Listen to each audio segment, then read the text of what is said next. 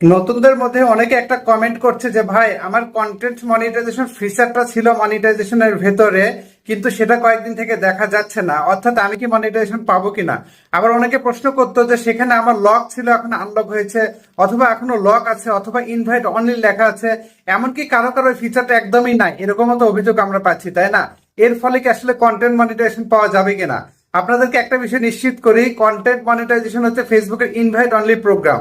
কাজে ওই জায়গায় যদি আপনার কন্টেন্ট মনিটাইজেশনের ফিচারটা না থাকে, ওই ট্যাবটা না থাকে, কোনো সমস্যা নাই।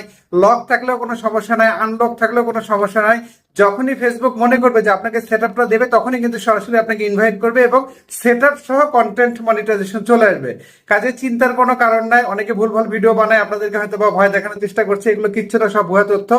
যে কোনো মুহূর্তে আপনার সেট আপ চলে আসতে পারে। আপনি আপনি যদি ভালো পারফরমেন্স দেখাতে পারেন, ফেসবুক আপনাকে যে কোনো মতে ইনভাইটেশন পাঠিয়ে দিবে। তো এই ছিল গুরুত্বপূর্ণ একটা আপডেট, আপনাদেরকে আমি শেয়ার করেছি। আশা করছি বুঝাতে পেরেছি। বুঝাতে পারলে অবশ্যই একটা লাইক দেবেন, বন্ধুদের সাথে শেয়ার করতে ভুলবেন না।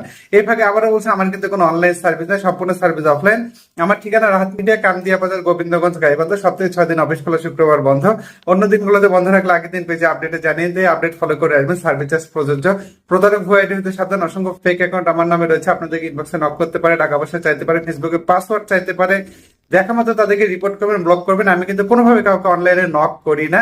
আমার সেবা নিতে গেলে অবশ্যই আমার অফিস পর্যন্ত আসতেই হবে।